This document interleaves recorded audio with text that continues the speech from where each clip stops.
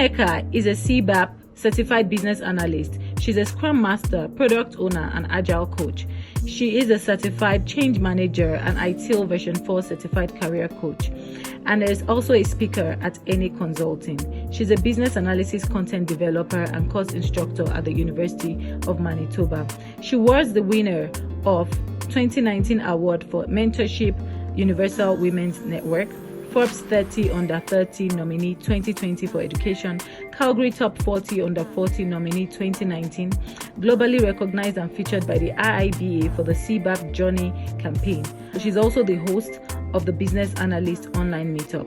She got 5,000 downloads on her career talk across 15 countries. She is the head coach for Business Analysis Accelerator Coaching Program, where she's helping 1,000 professionals start their business analysis careers. So, Anna, it's so good to have you. So today I'll be doing your makeup. Okay. And over your makeup session, I'm gonna be asking you a few questions. So Sure. Today we're talking about unmasking confidence. Yeah. I mean, Anna came to the country about 2 years ago, and Yeah. she has all these accomplishments, behind her name. So tell us who Anna is. What's your name? What do you do? And we'll take it from there. But our viewers want to know who you are. Okay, my name is Anneka. I'm a business analysis consultant and change manager. I live here in Calgary, Alberta. I moved to Canada in 2018. So I currently work as a business analyst in a digital tech company. Started my career in accounting, and I've worked in the oil and gas, construction, and finance industries. And now I am in tech. I also teach business analysis at the University of Manitoba here in Canada. I volunteer to mentor and help immigrants, kickstart their careers here in Canada. Wow.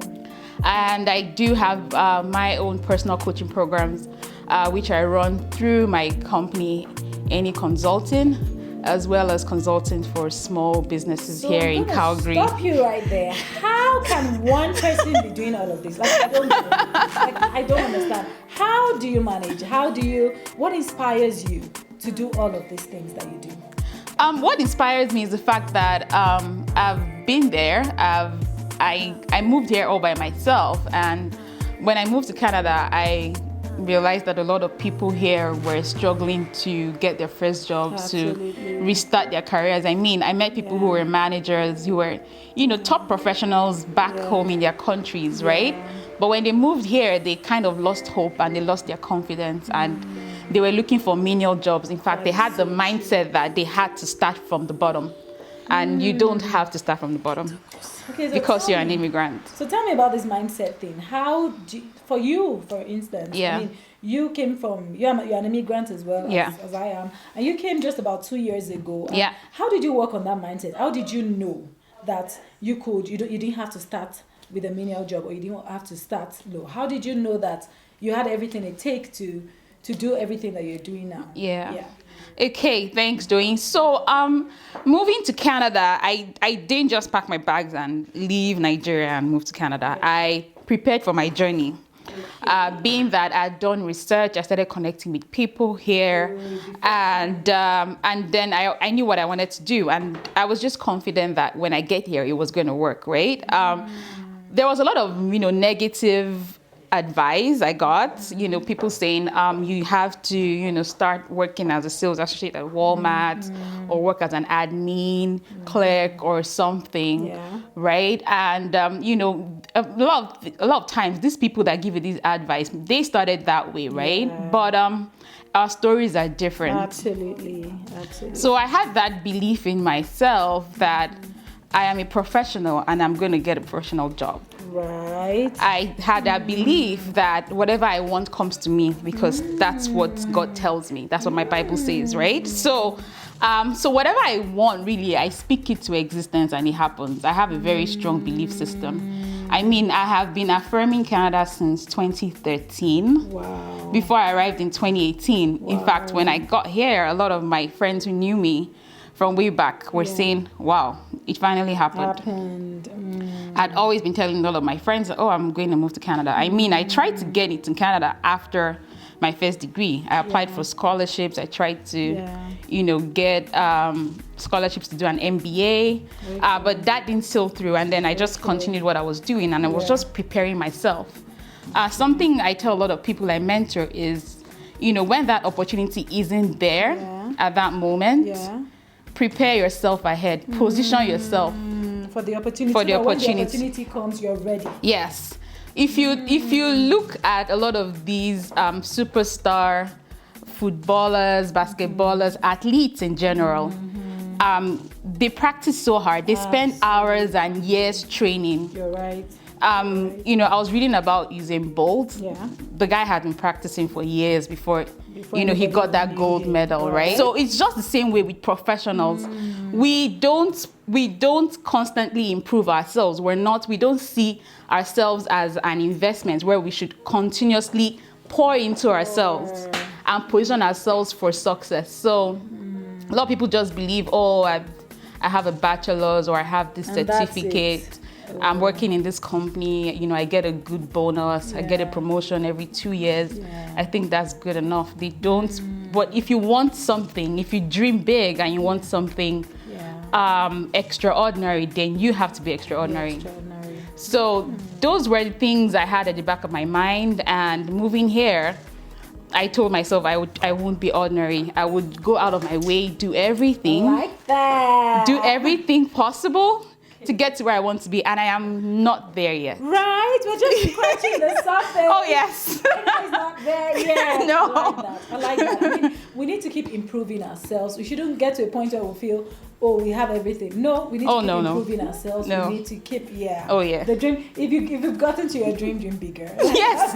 If your dream doesn't scare you. Right? You're not dreaming yet. Okay. No, you're not. So, Anna, today the theme is unmasking confidence. I want you to tell us, I see you as a woman of so much confidence. So I want you to tell us, and people are struggling, with confidence. People are scared. Fear is holding people down. Yeah. So tell us a bit on how you have unmasked confidence, because I know we're all human beings. We face fears all the time.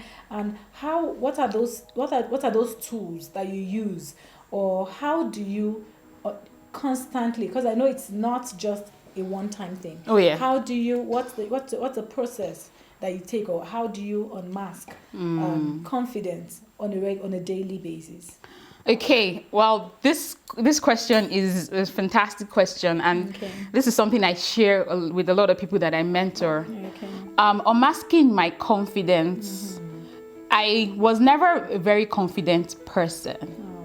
So I used to be, really timid, shy, I just used to love to read my books, and just score good grades. That was that kind of child, right? Yeah. But I found that when I, graduated from, university and, got my first job, I realized that to actually do something different, to be known in the corporate world, you can't be, shy, to yourself. You need to look at your strengths and see how you can maximize those. So what I did was, and it's something I also tell people, is to do a SWOT analysis. So look at your strengths. What are your strengths? How can you leverage your strengths? And that's something I did. So for what I do right now as a business analyst, I work with a lot of people. So I maximize the fact that, I have great interpersonal skills, my communication skills. I love to solve problems. That was my strength, and I leveraged my strength. And because of that, I saw an opportunity in business analysis, and I grabbed it. I took it and I ran with it, and I said, this is what I'm going to do. Wow. Yeah. So that point alone is really powerful. So a lot of people don't maximize their strengths, right? I mean, if you're great at something, then stick with it and run with it. Don't try to be great in another thing you're struggling with. Focus on that strength. Oh yeah. And I hear you on that, loud and clear. I hear you on that. I remember when I was in Aberdeen, I was trying to apply for a job. I wanted to get into project management. I wanted to stop doing planning engineering. I wanted to go into project management. I did my PMP, passed it, and then I started looking out for opportunities. And then I saw this role. I looked at it. I said, I can do this job, even though I don't have like the 10 years experience they're asking to be a planning manager, but I can do that job. So I told myself, I can do the job. Exactly. I can. I don't have 10 years experience, but I can do the job. And I just leverage on my strength. Oh, yeah. I'm a people person. I can talk. I can meet up with any CEO of any company that we need to have meetings with. And that was what I leveraged on, right from when I finished, like 5 minutes after they called me and said, you have the job. Oh, yeah. I looked at that job. I was like, what are the odds? Like, what would make me not qualify for this role? One, I can do it. Two, I looked at the money they were paying. I thought, you see, people that are really qualified for this role, that have done 10 years in this industry, they're not gonna go for this money. And people like me that feel we don't have enough experience to do this job, they're not gonna apply for this job. So I saw that I had an opportunity to get that job. Oh, yeah. And I got it. Do you know that this is something I share every day? I tell people, I say, the people who get the jobs are not the most qualified. Nope. They are the confidence people. Confidence gets you a job. Confidence gets you opportunities. Absolutely. Confidence gets you grants, scholarships, speaking opportunities. Absolutely. You just need to ask, right? Absolutely. You just need to put your feet forward. Your foot forward. Yeah. Absolutely. I remember when I wanted to start speaking, I made up my mind. I said, I like to talk and I know I can speak if I prepare. And there was a lady that had a certain platform and I spoke to her. I said, I would like to speak, but the other women that normally speak in that platform, they're like older, way older. And she was looking at me like, you this small girl, what do you want to say? I said, just give me an opportunity. As soon as I spoke on that platform, they always reach out to me every time to want to come and speak on that platform. Wow. And that was when I started, So you would know what you think you can do. As long as you think you can do it, it comes to your mind, go for it, put one foot forward and see how it evolves. Like, you didn't become this today. Oh, no. You have been, right? Oh, no. You have been working on it. Oh, It's a yeah. process, right? Yes, it is. Yeah. We need to really leverage our strengths, leverage our strengths and, just like you said, unmask your confidence. The people who do great at, even the person interviewing you was confident enough to actually move into that new role. Absolutely. You can't check all the boxes. It's not possible. No. But if you believe you can, then you can, right? So the mindset work is the greatest part. Absolutely. Success is 80% mindset and 20% strategy. That's powerful. The truth is, if you're able to think it, visualize it, and believe it's going to happen, it will. Yeah. Once you get on the stage, I've gone to speak so many times, and the truth is, I didn't have a topic. I just visualized and thought about it every day, and then when I got there, it just worked out. The same thing with interviews. The same thing with everything we do in our lives. Really, everything starts with your mind. If you can see it in your mind's eye, it is possible. I'm going to give a personal story. Okay. Where I live right now, the community where I bought my home. Okay. When I moved to Calgary, I had an elderly friend, a family friend who, we were going somewhere, we were going for a party, and he's like, you know what, let me even take you to where the rich people live. I'm like, where did rich people live in Calgary? And then he took me to this area, this neighborhood, and we drove around, it was the Urban Bay mahogany seating neighborhood, and he's like, this place is so expensive. People that live here, they're rich. It's quiet. It's cool. I'm like, okay, this is where I'm going to live. And he looked at me and I'm like, that's where I'll live. So when I started looking for a house to buy, I was working with a realtor, wonderful lady, and she was showing me some places. The truth is, I honestly forgot about that community. I forgot that I'd even said that. Okay. So on this day, we were doing our house hunting, going to see houses, and I didn't really like the places she was showing me. Okay. So on this Sunday, we lost our way to where we were going to. So we parked and we were like, you know what? It was a nice sunny day, so let's just walk. Okay. So we walked into this building and we were talking to a lady there, and she said, oh, well, this is actually a showroom, and we have some really nice designs, you can look. So we went in, looked around, and once I got in, I said, you know what, this is what I want, I'm taking this. She's like, are you sure? I'm like, yeah. She said, but the one I want to show you is just the other block. I said, we're not going there, this is where I want. This is what I want. And I went down and I told the lady, what do? I want to make a deposit. Wow. And she said, okay, and we started, working out all the paperwork and all that. Yeah. You know, it was until I moved into that house I realized, okay, that scene played back in my head. It was the same in 2018, neighborhood. the same neighborhood. I didn't have to stress or look for what I want. I just said, this is where I'm going to buy my home. Wow. And that's what happened. Wow. It was later I was playing it in my head, and then I was telling the sales manager of the building company that, do you know that I actually said I was going to live here, you know, over a year ago, but I never knew how it was going to happen. Coincidentally, we just walked into the show home for a property in the same neighborhood, same area. But you know what I really like about the story? When your friend took you there and said, oh, this is for the rich, I said, this is where I'm buying my home. Yeah. You may not be at that point where you feel I'm richer. Oh, please. Right? I just moved. Right? Right? I just moved. Yeah, like, you know what? People that buy houses in this neighborhood, they don't have two heads. I just moved, and I don't think I had up to $1,000 in my account at that time. Right. Because when you move and you change your naira to dollars. Right. So it's all about the mindset, just as you said. You already had the mindset. So for someone that is already thinking of buying a house in a rich neighborhood, of course you are not going to settle for less. You are not going to just take up any job. You are going to just work towards actually getting something good for yourself. So I'm so proud of the woman you're becoming. Thank you. And I really love the fact that you are not, because I see a lot of people doing that, where you're successful and you're just going alone. You don't want to be solo. Close your eyes, please.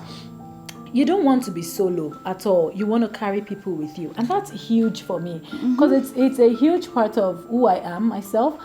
So I want to know what actually inspires you to want to coach other people to get into the field that you are, which is business analysis, to coach them to get into that field. And you know, I've seen lots of your testimonials where a lot of people have gotten their first job in Canada, like first professional job. Some of them even post their salaries $50 per hour, $60 per hour, and you helps them. Oh yeah. Some people would know the secret, know how to do it, and just keep it to themselves. Oh yes. So how did you what inspires you to do this, to help other people? So when I moved here and I started going ahead in my career, and I started having people reach out to me, I realized that there was this gap.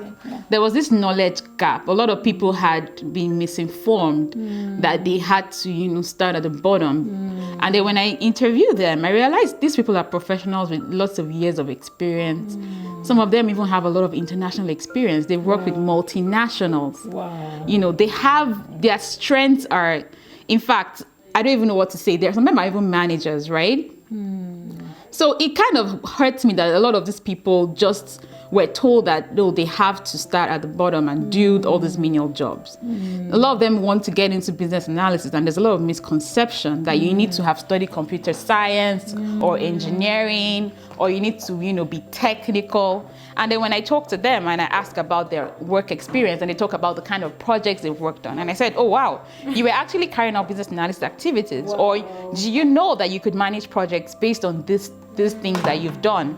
So I saw that there was a huge gap, and I had to, help people to find their way. People who felt stuck, people who had been, scammed by a lot of people who are just, taking money from them and not helping them through the process. They tell you they can help you do this with a 2 or 3 day boot camp. It's not possible. Helping someone get the job, it goes through a lot of strategies, your resume, interviews, LinkedIn. And the truth is, it gets to a level where you don't have to apply for. I don't think I've applied for any job again since 2018. They start to call you. It comes to you. It comes to you, and then when you've built your personal brand to the point where people search for business analysis, and you're the first person that comes up on the internet.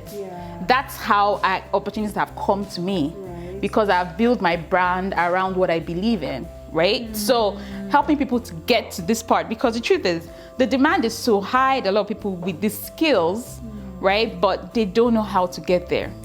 So I thought, hey, why don't I do this? In fact, I was doing it for so long. When someone said, you know what, you've done so much for me, I want to pay. I'm like, why do you want to pay?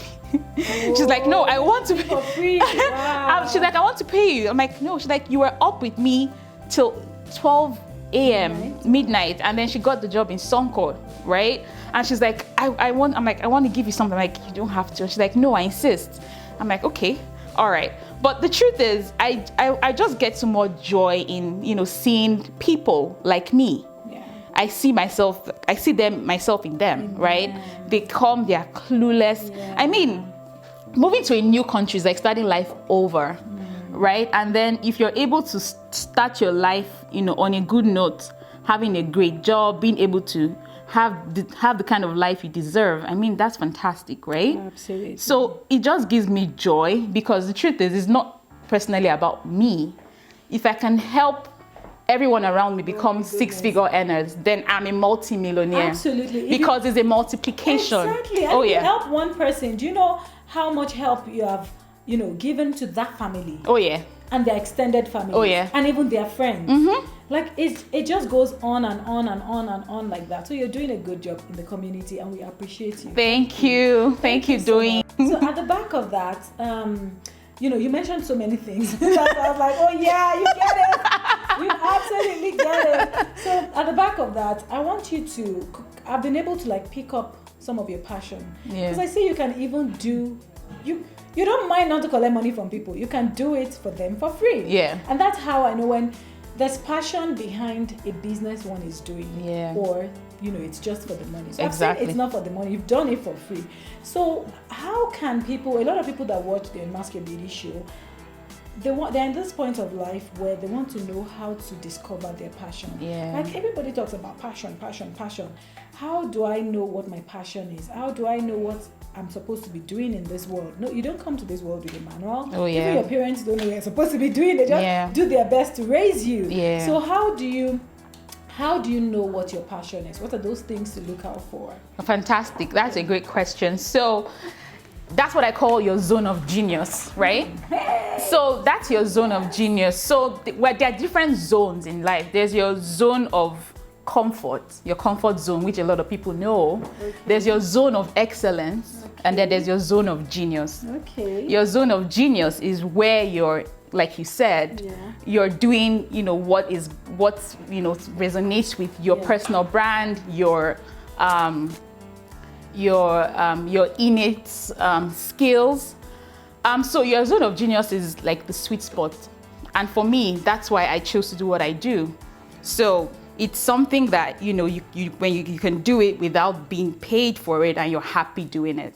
You wake up in the morning and you're excited to do it. You're happy, you're passionate, right? It's something that you won't delegate someone to do. You rather do it yourself. That's your zone of genius. So if there's something that you do and you know that you love doing it, even though you don't get paid for it, you'll be happy doing it anytime, any day. Yeah. And it's something that, you know, when you wake up every morning, you feel fulfilled, you feel happy. When I talk to a lot of people, I ask them, why do you want to change your careers? Yeah. Why do you want to transition? Yeah. They say, I don't feel fulfilled in what I'm doing. Yeah. So they're not in their zone of genius, they're in their comfort zone. True. So when you get to your zone of genius, you know, that's when you know that, yes, I'm there, this is it, this is my moment, this is where my strengths lie, this is where I know that I'm operating at the peak of my excellence. I hear you loud and clear on that, because I mean, I've had people come to me, oh, Doing, you're an engineer, are you sure you don't want to go back to engineering? Why are you doing what you're doing? You're doing makeup. And I'm like, well, I love the people part of my business. Yeah. You know, I don't mind, you know, getting makeup artists to do the job and, you know, don't have to do this. But what I like about the job is about building a business and building a business around beauty is that people let their hair down when they're in a beauty store. Wow. They want to connect. They want to, you know, they feel, your hairstylist, your makeup artist, at the end of the day, is mostly your friend. Yeah. You know, you want to share. And I'm always open to hear. I'm always open. So people let their hair down. They tell you their struggles, you know. And then I'm able to connect with them and just, you know, let them know that they're not alone. So that really, really, really is where my passion lies. And then especially for women, a lot of women. I've met lots of women that there are things they want to do, but they just feel they're not enough. And I always share my story. When I was going to start Adoniaa Beauty, I looked at myself and said, who am I? Like, it's okay for me to be a makeup artist. I mean, there are people like me that are doing, but who am I to want to own a brand? Yeah. Who am I? I asked myself that question. Who am I? I'm not like the people that actually own brands, Mary Kay, Bobby Brown. Yeah. And then I looked at myself. I said, am I doing Omotara? Yes. I can own a brand. Oh yeah, for sure. I just quickly turned it around. Exactly. So I tell a lot of my clients, who I call them Adoniaa women. I tell them, you know what? Everything I'm doing, don't think I don't feel fear. I feel the fear. Oh, I'm yeah. like, I'm gonna turn this around. Anything that makes me fearful, it means there's something great. Oh yeah. Oh yeah. Right? Yeah. So and this would take me to a question. A lot of women, so there's a statistics that says men are more likely to even take a role that they're not even qualified for. They don't even know it. But let them they have the confidence to get that job, and they will read and somehow, be able to perform in that role. But women are even more qualified than those men because they haven't ticked all the boxes. Yeah. Just because, they will read everything, all the requirements of the job or all the requirements of the business, and they'll go, yeah, I know how to do this, but I can't really do this. I can't. And because of that, they don't go for the job. So what would you say about that with women and confidence? So it still goes back to women and confidence. Yeah. What are, like, how do we combat that? Yeah. So Duri, I hear you there because I kind of struggled with this, and for me, I had elder brothers, I had people that I could look up to, and as the girl, there's really not so much expectation. No matter how learned your parents are, they still have this expectation that after school she's going to get married. Even moving here, at first my mom was like, "You're not married yet. Why don't you get married before you move?" I'm like, "Oh no, I'm doing this." So for me, how I've been able to overcome that is to understand that there's something called your upper limit belief, right? When you're getting to your peak, there's always that fear. Like you said, anything that scares me, that's the thing I need to do. If I'm going to do something and I start palpitating, my heart, I know that that's the right thing. So overcoming that limiting belief and flipping the story, right? For me, one of my challenges was I'm such a perfectionist. Like if I didn't tick all the boxes, if I didn't feel like it was perfect for that role, when they asked for 100 requirements for that role, I just told myself, you know what, I am enough for this role. I have what it takes, to get this, to apply for this, and I will do it. If they don't take me, it's fine. Exactly. I release every attachment to the yes. I go in for an interview and I just go there and I speak to my values, speak to my strengths, and I walk away. If you find value in me, you would want me, right? Because the truth is you only need one yes. That's Absolutely. The truth. And the truth is you need rejection to actually become successful. Absolutely. Oh yeah. You need rejection is the bane of success.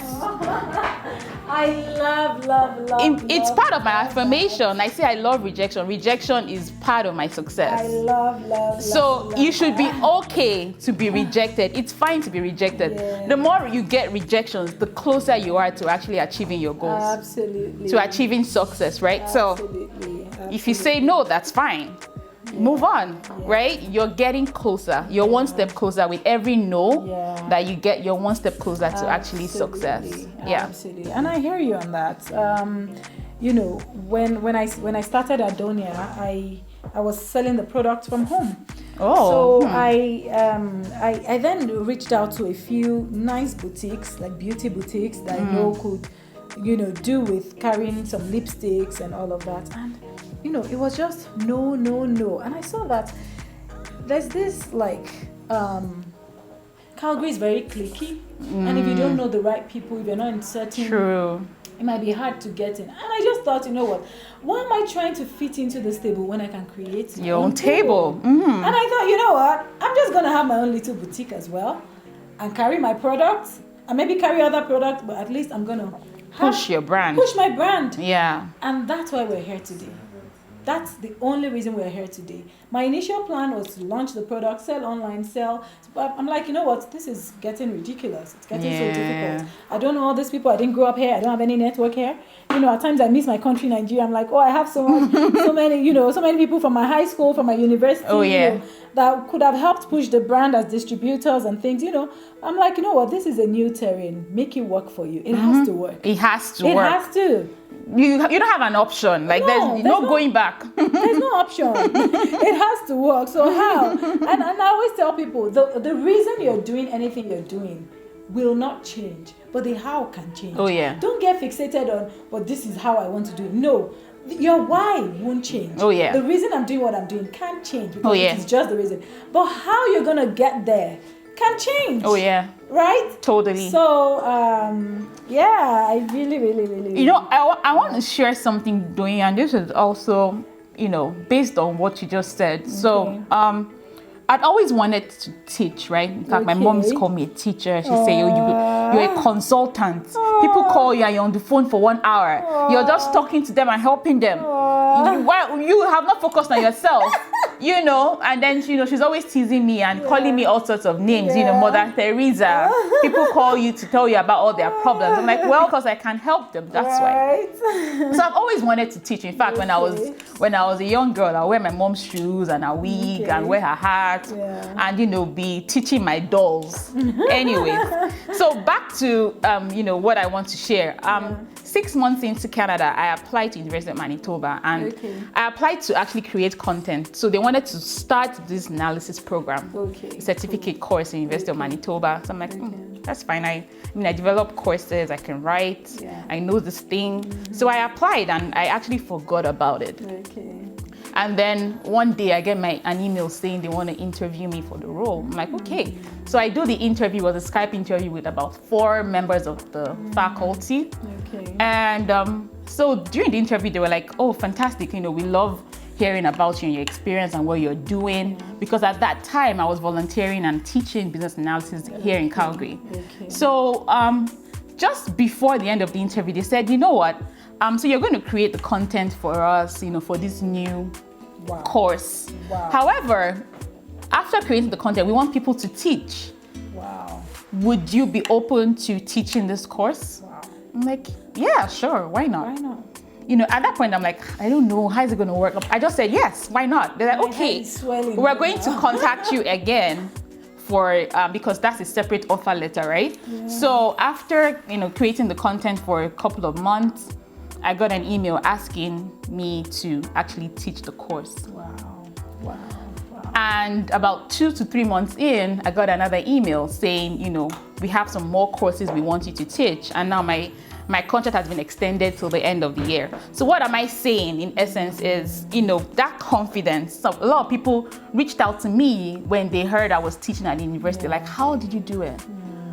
I'm like, I applied. Yeah. Put the first foot forward. I applied. The worst you can get is a no. Someone said, no, I heard you need to have a PhD before you can. I'm like, no. Who told you that? And even if they put that there, apply with your qualifications. Oh yeah. Like just, if it's what you want to do, just go for it. The worst you can get is a no. Yeah, that's the worst you can get. And then I sit back, I'm like, how am I teaching in university 6 months in Canada? How? Wow. I was just confident, going into that interview and just speaking to my strengths and all the amazing things I've done. A lot of people don't actually look back and actually and think about all the amazing things they've done. They see, where I am right now. I'm not where I should be. I'm 40 and I don't have this and I don't have that. What about all the things you have? And that's gratitude there. Like thinking that it's not about where you are, but what are the things you've achieved? Be grateful for them. Once you're grateful for them and you can count those blessings, those are the things that will add to your strength. You've done this, you've done that, you've done, So a lot of the people I work with, I get them to do a lot of personal development because the truth is, it's not just getting that job or starting that career. It's about building yourself. So I ask them and I give them an accomplishment worksheet and I say, write out your accomplishments. Think about everything you've done. Like, I haven't done anything. I just moved here. But I'm like, okay, go home, sleep over it and do this assignment. And then when they come back with, with that assignment and they have like 2 pages long, I'm like, what? You mean you did this? Like, yeah, I just even remember that, there was something I did. I worked on this project, it was a multi-million-dollar project. I'm like, and you feel you're not worthy enough to get a role that's just going to pay you like 5 figures? Seriously? Seriously? I know there's a lot of mindset work. Yeah, a lot of mindset. People don't recognize their accomplishments, and that's why we undervalue ourselves, right? If you walk into that room like you're already a 6-figure analyst, right? You will be seen as one. Absolutely. Yeah, you have to embody what you want to be. It has to. You have to believe it. Yes. Then embody it. Oh yeah. And then go for it. People are so shy to speak to, and I used to be like this. Like, if you ask me, tell me about you, I'll just say my name is Anna. I won't really say a lot of things about what I do, what I've accomplished. I am so shy to talk about my accomplishments. In fact, I had my coach and mentor had to like, what? Do you know you're so amazing? And if some people know half the things they would be on Ellen and Oprah Winfrey's neck, and I think people think they're being humble by not telling the world who they are. I think they're shortchanging themselves. And shortchanging the world. Because if you have a gift and you can't share it, you don't want to share it with the world, then it's not a gift. Oh no, it's not. When you get a gift, you give it to someone, right? You keep the gift. If you keep it to yourself, how is it? Even if you gift it to yourself, you're gifting it to yourself because of something, right? Yeah. So you need to give it, right? I think our advice to women today is to not shortchange yourself. Be proud of what you've achieved, everything that you've achieved. So what are the 3 tips you want to give us? Lasting tips you want? We've talked about a lot today. Yeah. So give us 3 tips, final tips to unmasking confidence. I'll try to make it 3, but it can be more. It can be more. I just want people to round this session up with something. Yeah, for sure. The first thing I want to say is, of course, be confident, be bold, believe in yourself. If you can think it, you can achieve it, right? Master your mind before you master your craft, right? When you master your mind, you've mastered your craft. No matter what you want to do in this life, once you've mastered your mind, you're able to master your craft. Sorry, we're still doing the 3 tips. Tips. But how do you master your mind? You master your mind by the things you do every day. First of all, you should have a gratitude journal. Be grateful for everything that you've accomplished, that you have. Take note of your accomplishments. Take note of your strengths, like I said earlier.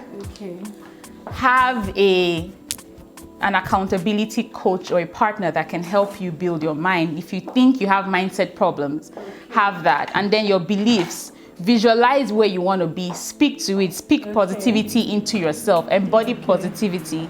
Master your mind in the sense that every day you know where you're going, you want to be, and you're working towards it. You don't sit back and just wait. You do the mindset work first. Right? If you need to read personal development books, you do that. If you need to get a coach, get that. There are amazing coaches that can help you build your mind, build your mindset. I love the gratitude journal and just being grateful for what you are, for who you are, and where you want to be. There's a lot of things that I've had on my vision board that I've visualized that have come to pass just because I saw it in my mind's eye first. If you're able to see things in your mind's eye first, it will come to pass, right? So mastering your mind and, knowing that, it's not going to be easy, but you have to be tough. You have to be tough to achieve anything. So master your mind, and once you're able to master your mind, then, whatever you choose to do, would be an accomplishment. For example, what you talked about with Adoniaa, you said it to yourself first. I'm going to build my brand. I'm going to do this. And then everything, Adoniaa is you are Adoniaa. Right? You could move from this building, right, to another building. Doesn't change Adoniaa. You could move Adoniaa to another country. Doesn't change it. Adoniaa is you. You should understand that everything starts in your mind. The job you're going to get, the career, the business you're going to start. It all starts in your mind. For my business, for my coaching, for work, a lot of ideas I get, it's all when I'm doing my daily routine of, meditation and journaling, everything comes to my mind from there. Okay. I don't stress myself about, you know, what I'm going to do maybe today or tomorrow or next year. Yeah. You know, I know that as I'm going about my day and I'm Yeah. focused on what I want to achieve, Yeah. ideas will always come through me. Ideas will Present. flow through me, Yeah. right? Present, yeah. And everything I wants me. Everything that I need in life is going to come to me because I believe it. Wow. So having a very strong belief system. Belief system. And then taking action. So don't just believe and wait, right? Take action. I like that.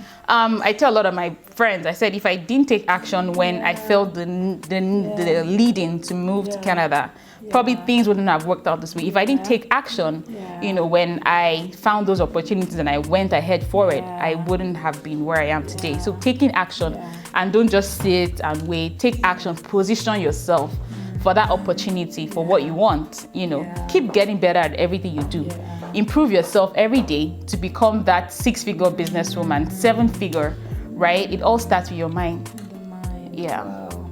Thank you so much, Anna. Like, You're welcome. I'm so excited. Like there's just so many things that we shared today. I know.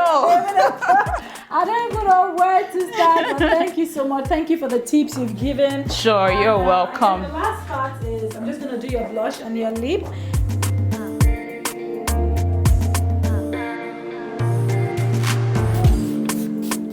My dear, thank you so much. You have covered. Thank you, Doing, for making me pretty. My You have birthday covered gift. a lot of things I wanted to cover just in this little conversation, conversation. So thank you very much, and I hope that a woman gets inspired today to just follow their dream. Me I mean, too. Anna has shared a lot of stories today. I've also, you know, chipped in, shared a few stories. I'm hoping and that one of you or many of you will be inspired and go for what you're really worth and understand that you are enough. So feel free to comment in the section below. I'll put Anna's contact details if you want to reach out to her, if you want to start a business analysis career, or if you just want to, you know, develop yourself more. I'll put her details down so that you can reach out to her. And feel free to comment, feel free to send me, you know, some of you send me email replies, you know, just leave all those comments and I'll be happy to answer you. Until our next video, stay beautiful.